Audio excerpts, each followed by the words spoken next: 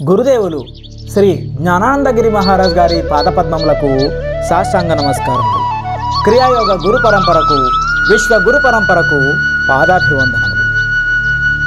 గురుదేవులు శ్రీ జ్ఞానానందగిరి మహారాజ్ గారి విశిష్ట రచన హిమాలయ యోగులతో క్రియాయోగి అనుభవాలకు కేఎంసి ప్రేక్షకులు అభిమానులకు స్వాగతం. 11వ భాగానికి స్వాగతం. గురుదేవులు ఈ 11వ భాగంలో ఎలాంటి అనుభవాన్ని పొందారో చూద్దామా? 2 కళ్ళు లేకున్నా సరే జ్ఞాననేత్రం ఉండాలి. కళ్ళు కనిపించకున్నా అన్నీ స్పష్టంగా చెప్పగలిగే అవధూత బాబా. 2 కళ్ళు లేని అవధూత ఒకరు అమర్నాథ్ గుహ ముందు కూర్చున్నారు. ఒకరిద్దరు సాధువులు ఆయనను గుర్తించి సాష్టాంగ ప్రణామం చేశారు. ఆయన గురించి సాధువులను అడిగితే ఆయన అవధూత బాబా అని చెప్పారు. నేను వారికి ప్రణామం చేశాను. బయటో బేటా బయటో అని ఎంతో వాత్సల్యంతో అన్నారాయన. ఈలోపు ఒక ఆయన బాబాకు పాదాలు తాకి నమస్కరించాలని వడివడిగా పరిగెత్తుకొచ్చాడు. వెళ్ళిపో మూర్ఖుడా అని అతన్ని బాబా మందలిస్తూ గట్టిగా అరిచాడు. ఆయన అక్కడే భయపడి ఆగిపోయాడు. బాబా, మీరు సమానత్వం కలిగిన వారు కదా, ఒకరిని దగ్గరికి రానిచ్చి మరొకరిని నిరాకరించడానికి కారణమేమిటి అని వినయంగా అడిగాను నేను. ఎదురుగా ఉన్న తెల్లటి వస్త్రాలు ధరించిన వాడి పేరు శ్యామ్లాల్.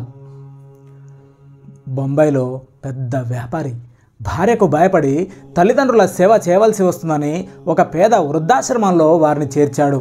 అక్కడ 4 నెలల నుండి డబ్బులు చెల్లించనందున వృద్ధాశ్రమం వారు అతని తల్లిదండ్రులను బయటకు గెంటివేశారు. వాళ్ళు రోడ్డు మీద అడుక్కొని తింటున్నారు. వీడు తల్లిదండ్రుల సేవ చేయకుండా ఎన్ని యాత్రలు చేసినా లాభం ఏముంది, వాడికి సంతానం కలుగుతుందా అని అరిచాడు బాబా. వాడిని అడగండి అన్నారు. ఏమయ్యా పెద్ద మనిషి, నిజమేనా అని అడిగాను నేను. అయ్యా, అద్దం ముందుండి ముఖం దాచలేము, ఎక్స్రే మిషన్లో కూర్చొని పొట్టలోని అవయవాలు దాచలేము కదా. బాబా నా కళ్ళు తెరిపించారు. దయచేసి నా తల్లిదండ్రులు ఇప్పుడు ఎక్కడున్నారో బాబాజీనే చెబితే ఎన్ని కష్టాలు వచ్చినా నా ఇంట్లోనే వారికి సేవ చేస్తాను అన్నారు. శివాజీ టెర్మినల్ స్టేషన్ ముందున్నారు. వెళ్ళు, పోయి వెంటనే నీ తల్లిదండ్రులను సేవించు, దాన ధర్మాలు చేసుకో. నీ వెంట వచ్చేది ఆ పుణ్యకర్మలే. ఎంత సంపాదించినా అవన్నీ ఇక్కడ వదిలి వెళ్లాల్సిందే. చేసిన పుణ్యకర్మ ఫలమే నీ వెంట వస్తుంది. తల్లిదండ్రులు నిన్ను పెంచి పెద్ద చేసి ఉన్న ఆస్తి ఇచ్చి నీవే సర్వస్వంగా భావించి నీకు సేవలు చేశారు. వారికి రుణపడి ఉండకు అని బాబా చెప్పారు. బాబా, మీ ఆజ్ఞ శిరసా వహిస్తాను, కానీ మీకు కళ్ళే లేవు కదా, నన్ను తెల్ల వస్త్రాల వాడు అని ఎలా అన్నారు? అప్పుడు అవధూత బాబా ఇలా అన్నారు. చర్మనేత్రాలు లేకున్నా జ్ఞాననేత్రం లేనివాడే నిజమైన గుడ్డివాడు. ఇప్పుడు చెబుతాను చూడు. ఇక్కడ సాధువులు ఉన్నారే, వారిలో ఇతను రాంపూరి. ఇతడు నాసిక్ నుండి వచ్చాడు. ఇతను లక్ష్మణ్ గిరి, ఇతనిది ఇఠార్సి. ఇతన్ని చూడండి, ఇతను జ్ఞానానంద్, ఇతను తెలంగాణ నుండి వచ్చాడు. ఇతను సీతారాం బాబా, ఇతనిది అయోధ్య. బేటా, అందుకే జ్ఞాననేత్రాన్ని సంపాదించుకోవాలి. అప్పుడా సేఠ్జీ, బాబా మీరు గొప్ప మహాత్ములు, కళ్ళు లేకుండానే అందరినీ గుర్తించారు, నా కళ్ళు తెరిపించారు. బాబా, ఇప్పుడు నా గురించి నా తల్లిదండ్రులు ఏమనుకుంటున్నారో దయచేసి చెబుతారా? అప్పుడు బాబా ఒక్క క్షణం ఆగి, శ్యామ్లాల్ని ఎంతో అల్లారు ముద్దుగా పెంచాము, ఒక్కడే పుత్రుడని గారాబం చేశాము. వాడు భార్యపై ప్రేమతో ఆమె చెప్పిన మాటలే వింటూ చివరికి మనల్ని రోడ్డుపై వేశాడు కదా, వాడికి ఎలా పుణ్యం వస్తుంది అని నీ తండ్రి. ఏమండి, మీరు అలా అనకండి హే రామ్, వాడు ఒకడన్నా చల్లగా ఉంటే మనకదే చాలండి అని నీ తల్లి అంటుంది. అదేరా తల్లి ప్రేమ అని బాబా చెప్పారు. బాబా, నాకు ఒక మేలు చేయండి. మీరు దయచేసి నా తల్లిదండ్రులకు ఒక సందేశం పంపగలరా? మీ శ్యామ్లాల్లో మార్పు వచ్చింది, మిమ్మల్ని ఇంటికి తీసుకెళ్ళి సేవ చేస్తాడు, అతను వచ్చేదాకా ఇక్కడే ఉండండి అని తెలుపగలరా అని వేడుకున్నాడు. బాబా అతనిలో కలిగిన మార్పుకు సంతోషించి అలాగే నాయనా అని ధ్యానముద్రలో ఉండి అతని తల్లిదండ్రులకు ఇక్కడి నుండే సందేశం ఇచ్చారు. ఈ మాటలు వారికి వినిపిస్తున్నాయి. వారు అలాగా, హే రామ్, ఎంత సంతోష వార్త, వాడి కోసం ఇక్కడే ఎన్ని రోజులైనా ఎదురు చూస్తాము. ఇద్దరికీ కంటి చూపు తగ్గిపోతుంది, ఇక ఎక్కడికి వెళ్ళగలము?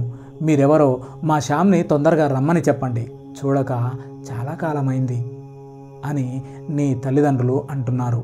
వెంటనే వెళ్ళి వారిని సేవించు, నీకు సంతానం కలుగుతుంది. బాబాకు ప్రణమిల్లి అతను వెళ్ళిపోయాడు. అప్పుడు నేను, బాబా, ఈ అడవిలో ఫోన్ సిగ్నల్స్ కూడా లేవు. ఈ భూమండలంలో మీకు ఏ ఎదురు లేకుండా దూరంగా ఉన్నదాన్ని కూడా దర్శించడం, వినడం, చూడడం, వారికి సందేశం పంపడం, వారితో మాట్లాడడం, కొన్ని వేల కిలోమీటర్ల దూరంలో ఉన్న పనులను మీరు దగ్గరి వ్యక్తితో జరిపినట్టుగా జరిపారు. మీరు పుట్టుగ్రుడ్డి వారై ఇంత గొప్పగా ఎలా తయారయ్యారు? అప్పుడు బాబా, నాయన, పూర్వం ఋషులకు పుస్తకాలు, ఫోన్లు, విమానాలు లేవు. ఆకాశంలో వెళ్ళడం, మస్తకం నుండి మస్తకానికి చదువు చెప్పడం, సందేశాలు పంపడం చేసేవారు కదా. మా గురువుగారికి 20 సంవత్సరాలు కఠోరంగా సేవ చేసి యోగా, ధ్యానం నేర్చుకున్నాను. నిత్యం నిరంతరం 50 సంవత్సరాలు ధ్యానం చేశాను. ఇప్పుడు నా వయసు 90 సంవత్సరాలు. ధ్యానంతో అన్నీ సిద్ధిస్తాయి. కళ్ళు లేకున్నా పర్వాలేదు, జ్ఞాననేత్రం ఉంది అన్నారు. బాబా, నేడు చాలామంది సాధన చేసి ఫలితం రాలేదని మానేస్తుంటారు, ఎందుకని? నాయన, ఒక్క రోజులో ఏమీ సాధించలేము.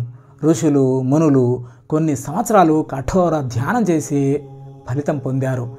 మనసులో ఏ కోరిక లేకుండా యోగా సహిత ధ్యానం చేస్తే త్వరగా ఫలితం వస్తుంది. మనసును శూన్యం చేయాలి, వెంటనే ధ్యానావస్థ కలుగుతుంది. లేకపోతే ఎన్ని రోజులు ధ్యానం చేసినా ఫలితం సున్నా. ధ్యానికి యోగం చక్కగా ఉపకరిస్తుంది. మనోలయం చేయడానికి శ్వాసని శ్వాసతో లయం చేస్తే ప్రాణాపానాలు ఏకమై కేవల కుంభకం సిద్ధించి నిర్వికల్ప సమాధి సిద్ధిస్తుంది. అప్పుడు దివ్యనేత్రం తెరవబడుతుంది, ఆత్మజ్ఞానం లభిస్తుంది, త్రికాల జ్ఞానం కలుగుతుంది. ఎందరో యోగులు సర్వము తెలిసి పిచ్చివాళ్లలాగా మౌనంగా ఉన్నారు. యోగులు అంతటా ఉన్న ఇతరులు గుర్తుపట్టకుండా వారిని వారు మరుగుపరుచుకొని రహస్యంగా ఉన్నారు. ఇప్పుడు నేను శ్యామ్ కళ్ళు తెరిపించడానికి ఇలా చేశాను.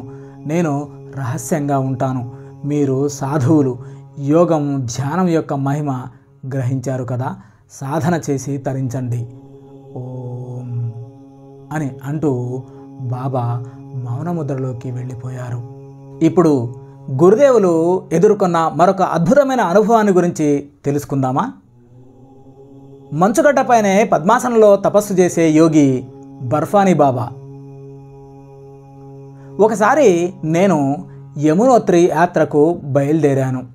పవిత్ర యమునా నదీ తీరంలో ఎందరో యోగులను దర్శిస్తూ, ఋషుల ఆశ్రమాలు, సుందర హిమాలయాలు తిలకిస్తూ పరమానంద భరితున్నై యమునోత్రి చేరుకున్నాను. యమునోత్రి పర్వతంపై సన్నటి కాంతిమయ శరీరం కలిగిన యోగిని ఒక ఆయనను దర్శించాను. ఆయన మంచుగడ్డపైనే ధ్యాన నిమగ్నుడై ఉండడం వలన వారిని బర్ఫానీ బాబాగా అక్కడి వారు వ్యవహరించేవారు. బర్ఫ్ అంటే మంచు. మంచుపై కూర్చోవడంతో వారికి ఆ పేరు స్థిరమయ్యింది. బాబా అనగా తండ్రి లేదా స్వామి అని అర్థం. ఉత్తర భారత్లో సాధువులని బాబా అనే సంబోధిస్తారు. స్వామీజీ, మహారాజ్జీ, బాబాజీ అంటుంటారు. బాబాజీకి ఎన్నో స్తోత్రాలు చేసి వారిని ప్రసన్నుణ్ణి చేసుకున్నాను. బర్ఫానీ బాబా నాతో ఇలా అన్నారు, ఎవరు నీవు? నీవు సాధువు కదా, మరి ఎందుకలా నాకేసి చూస్తున్నావు అని అడిగారు. బాబాజీ, మీరు గడ్డ కట్టించే మంచు గద్దె మీద కూర్చొని ధ్యానిస్తున్నారు. కేవలం సిద్ధపురుషులకే ఇలా చేయడం కానీ, ఇక్కడ జీవించడం కానీ సాధ్యం అని చెప్పాను.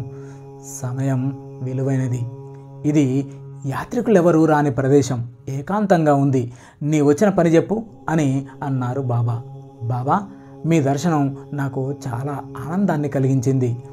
బాబా, నాకు కొన్ని సందేహాలున్నాయి, దయచేసి సందేహ నివృత్తి చేయగలరా బాబా అని అడిగాను. వారు నా మీద దయావర్షం కురిపిస్తూ సరే అడుగు అన్నారు. బాబా, మీరు మంచుగడ్డల మీద పద్మాసనంలో కూర్చొని రోజుల తరబడి ఎలా ధ్యానం చేయగలుగుతున్నారు? రక్తం గడ్డగట్టదా? నాయనా, నీవన్నది నిజమే. మామూలు సాధకులకు రక్తం గడ్డకడుతుంది, కానీ యోగులు ప్రాణాయామ శక్తి వల్ల శరీరంలో అగ్నిని రగిలిస్తారు. వెంటనే ఎంతో శీతలంగానూ చేయగలుగుతారు. ఈ ప్రాంతంలో యోగి కాని వాడు దిగంబరంగా బ్రతకలేడు. నిజమే బాబా, హిమాలయ యాత్రికులు ఎన్నో తొడుగులతో యాత్రలు చేసినా, ఎంతో చక్కటి ఆరోగ్యవంతులైన ఇక్కడికి రాగానే అనారోగ్యం పాలవుతారు. ఆ ప్రాణాయామ ఉపాయం దయచేసి తెలపగలరా? ప్రారంభంలో నేను వెచ్చదనం కోసం ధునిలోని విభూది బూడిదని స్నానం చేసిన పచ్చి శరీరానికి ఒళ్ళంతా పూసుకునేవాణ్ణి. ఒళ్ళు తడిగా ఉన్నప్పుడైతే విభూది బాగా అంటుతుంది, కొంత వెచ్చగా ఉంటుంది కూడా. మా గురువుల దగ్గర యోగాభ్యాసం నేర్చుకున్నాను. యోగాభ్యాసం విమాన మార్గం, ముక్తి మార్గం. దాని ద్వారా గమ్యం త్వరగా చేరుకుంటాం. స్థిరాసనంలో కూర్చొని శక్తి కొలది నెమ్మదిగా 4 భాగాలు శ్వాస తీసుకొని 1 భాగం శ్వాస నెమ్మదిగా బయటికి వదిలి 3 భాగాలు పొట్టలో బంధించి ఉంచాలి. వీలైనంతగా కుంభకాన్ని అంటే శ్వాసని బంధించడం పెంచుతూ పోతుండాలి. ఇలా నిరంతరం చాలా కాలం సాధన చేయాలి. కేజీ నుండి పీజీ వరకు చదవడానికి ఎంతో సమయం పడుతుంది. సిద్ధి ప్రాప్తించే వరకు నిరంతరంగా సాధన చేస్తూ రావాలి. సాధకుడి శరీరంలో ఎంతో ఉష్ణం, వేడి పుడతాయి. ఇది హిమాలయాలలోని చలిని తట్టుకునే శక్తినిస్తుంది. 3 భాగాలు పొట్టలో కుంభించి 1 భాగం శ్వాసని కూడా చాలాసేపు కుంభించి నెమ్మదిగా వదులుతుండాలి. 3 భాగాలతో 1 భాగం కలిపి 4 భాగాల కుంభకం జరపాలి. 1 భాగం శ్వాసనే నెమ్మదిగా వదులుతూ తీసుకోవడం చేయాలి. దీనితో శ్వాస సుషుమ్నలో రోజురోజుకు ప్రాకుతూ ఒక్కొక్క చక్రం శుద్ధి జరుగుతూ ఉంది. కొంతకాలానికి నిర్వికల్ప సమాధి స్థితి కలుగుతుంది అని బాబాజీ మళ్ళీ కళ్ళు మూసుకొని ఓం అని అంటూ మౌనముద్రలోకి వెళ్ళిపోయారు. గురు జై జ్ఞానందగిరి మహారాజ్కి జై. జై గురుదేవ్, జై గురుదేవ్, జై గురుదేవ్.